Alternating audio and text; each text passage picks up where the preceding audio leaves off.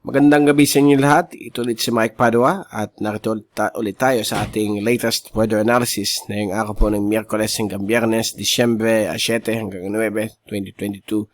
At ito po ang Tagalog version brought to you by Typhoon 2000. Medyo meron po tayong hindi magandang balita sa panahon dahil po sa nakalipas na isang buwan na halos zero ang formation ng mga bagyo dito po sa Western Pacific. Although si Queenie form sa last day ng Oktubre, nakapasok lang siya sa Nobyembre, so hindi siya kasali. So zero po tayo ng November. At ito po, sa latest na yun, ang mga computer models, meron pong posibleng bagyo na magpo-form na yung weekend.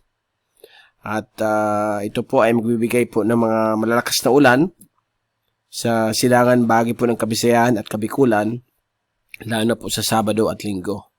So ito po ang babalita natin sa inyo dahil po si LPA92W ay nagpapakitang intensification po o paglakas sa nakalipas na ilang oras. At ito po yung ating GraphSat at nakita natin nandito siya sa may southeast of Palau. Malapit na po siyang pumasok ng PAR. Isa pa rin siyang LPA but nagsisimula na siya mag-consolidate. For the next 24 hours, mababa pa rin ang chance na maging bagyo po ito, but baka sa Friday, baka maging ganap na bagyo na po ito. At base po sa mga computer models, pareho po yung European at American model ay nagpapakita na dadaan po siya either po sa coastal waters po ng Bicol region o sa mainland Bicol. So yan po ang pinapakita ng mga computer models. At bibigay natin ang pinaka-latest model forecast ng European at American since sila yung pinaka-reliable ones. Halos yung ibang models magkapareho naman po ang track. Dito muna tayo sa ating GraphSat. So nandito lang po si 92W, nagsimulang mag-organize. Malapit po sa Palau. At meron pong kasamang nakakabit na shear line. Ito po ang magpapaulan po sa Kabikulan at Eastern Visayas simula bukas po ng tanghali o hapon. And then, tuloy-tuloy na po yan. Kasi pagdating ng Sabado, ang rain bands nitong si 92W ay bibilis at makaka-apekto na po dito sa atin. Dito naman po sa may Cagayan Valley, meron pong nakausli na shear line. Ito pong shear line na ito ay kasama po sa pinaka-southernmost part ng Amihan at magbibigay po dito ng medyo malakas din po ng mga ulan at ang threat ng flooding at landslides ay nasa medium to high. Yan po ang risk ng flooding. Dito naman po sa extreme northern Luzon, kasama po ang Batanes at Bubuyong Group of Islands, makakaranas po na mahangin na panahon, medyo mababa ang temperatura dahil po sa pag-ibayo ng pagbaba ng Amihan. Okay, so mananatili po siya dyan. At in the next few days, bababa yan bagya dahil po sa pag-interact po dito kay 92W. At nandyan naman po siya. Hindi na po siya masyadong kalakasan pa. Usually, January, February, ang pinaka-peak ng Amihan. At halos walang namumuong bagyo. But ngayon, medyo mahina siya. Kaya nakakabuelo po itong si 92W.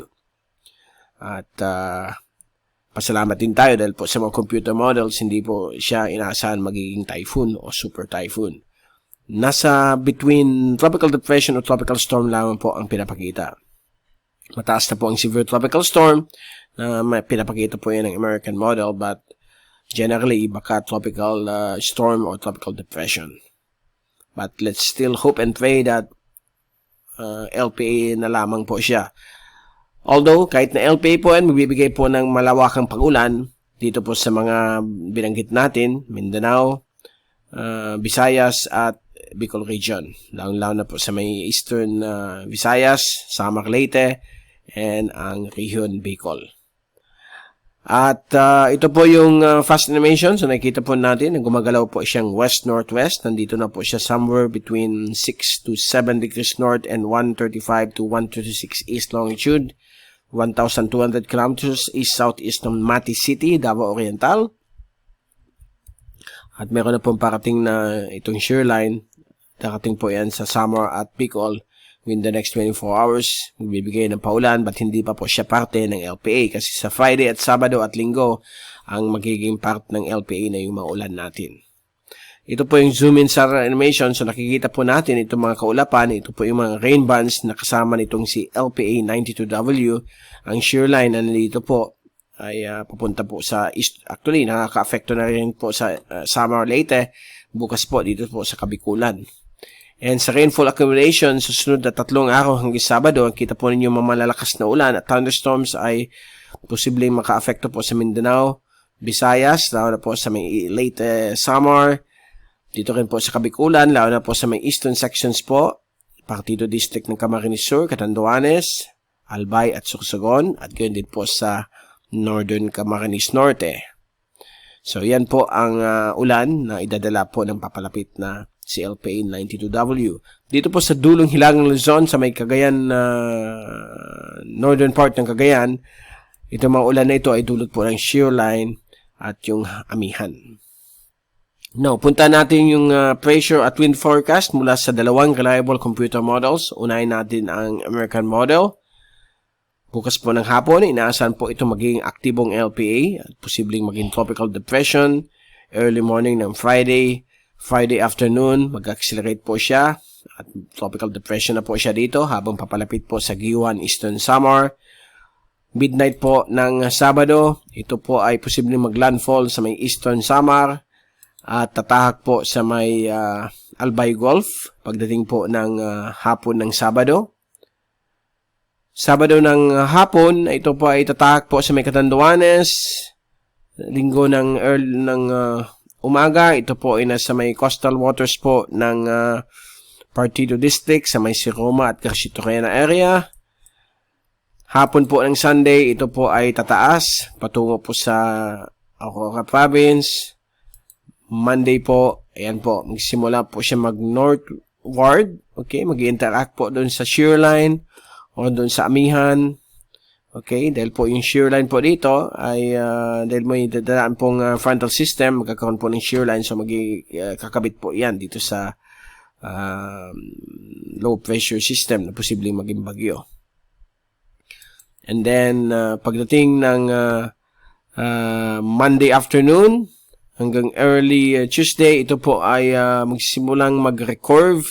Ito na yung pinaka-latest sa American model. Recurvature na po siya.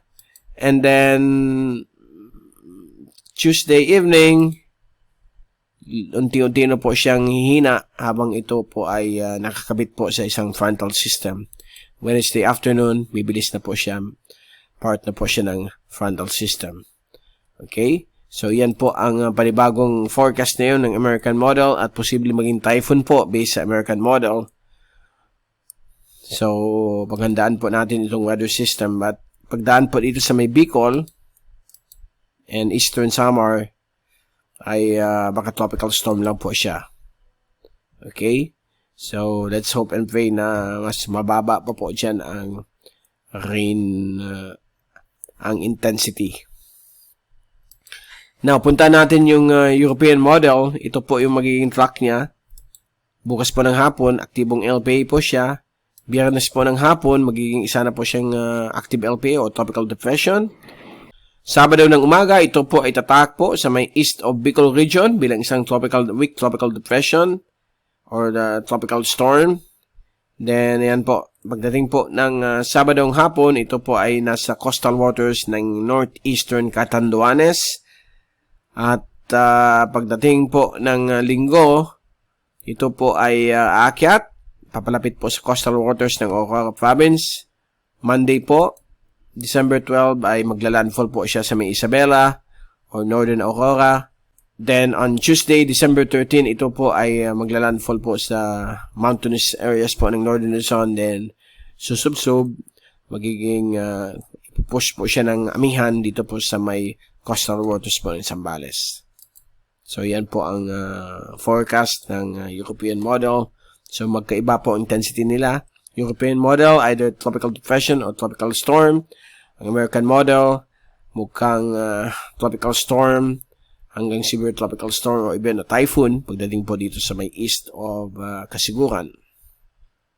So, ang tracking na yon ng European model ay ganito. Dito po siya. And then, gaganyan. yung pagbaba niya dito ay malulusaw po siya bilang isang LPA. So dito, posibleng maging tropical depression at tropical storm na yung weekend. While ang American model, tataak po siya dito, maging tropical depression, tropical storm po dito sa may Bicol. Then dito maging severe tropical storm. Pagdating dito sa may tapat ng kasiguran, may posibleng maging typhoon at unti-unti po itong mag-recurve. Hilain po siya ng frontal system, sabay po sa shear line. So yan po ang pagkaibang tracking pag more than 5 days. But ang focus po natin ay itong 2 to 3 days. So dito po siya tatahak at malamang magbibigay talaga ito ng mga ulan sa kabikulan. Pagdating sa hangin, hindi pa natin sure kung lalakas po siya. But generally speaking, pagdating sa ulan, nandyan po siya. Okay? Nandyan ang probability na magbibigay po ito ng ulan. So, beginning Thursday afternoon, may mga ulan na po sa kabikulan. Ganyan din po sa may Visayas at Mindanao dahil sa trough niya. Friday, yan na po, lalong magiging mas maulan tayo kasama po ang Visayas at ibang portions po ng Mindanao. Saturday, magiging mas maulan po ang kabikulan hanggang sa linggo. Okay? Then, linggo naman po, umpisa yung linggo, dito naman po sa may eastern sections po ng Luzon, from Cagayan Valley, down to northern Quezon. Monday, mas grabe na po ang ulan sa may Cagayan Valley, lalo na po dito sa may Isabela at eastern Cagayan. Although the rest of northern Luzon ay biging umaulan, dulot po nitong si LPA 92W na posible maging depression o tropical storm. Tuesday, wala na po siya, malulusaw po. Dahil po ipupush po siya ng amihan dito po sa may area po nito ng West Philippine Sea. So yan po ang scenario. Kailangan po natin maghanda sa ulan na dala nitong weather system. May mga posibleng mga bagbabaha na posibleng na pwedeng mangyari dito po sa Bicol region at Kabisayaan, gayon din po sa Mindanao dahil po sa kanyang trough, kanyang sirkulasyon ay may dalang ulan. Okay? And then, pagdating sa hangin, ay medyo 50-50 pa po dahil po hindi pa po sure kung lalakas po siya bilang isang tropical storm. And all eyes tayo sa kanyang rain forecast. So, possibility of 100 to 200 millimeters sa Bicol at Eastern Visayas. So, there you go. Yan muna ang pinaka-latest na yung araw po ng Miyerkules at babalik tayo bukas, Huwebes, para ibigay sa inyo yung pinaka-latest sa ating low pressure area 92W. Simula bukas, baka mag-i-issue na tayo ng special coverage dito kay LPA 92W. Again, ito si Mike Padurang. Papaalam, mag-ingat po tayong lahat. Be #WeatherWiser. Let's all pray na sana hindi matuloy itong weather system na ito. Dahil hate natin magkaroon ng weather cyclone or tropical cyclone pag Disyembre. Okay? Lagi natin pinipray na ang Disyembre, sana typhoon free. But ito na naman, medyo yan talaga yung problema pag panahon ng La Nina. And although nagbabago na rin ang climate, kaya nagiging common na rin ang mga cyclones pag December. Although in the average, from 1945 to present, nagkakaroon pa rin tayo ng isa hanggang 2 tropical cyclone pag buwan ng December. So, kailangan mag-prepare po tayo sa mga ulan na idadala nitong si LPA 92W. See you again tomorrow.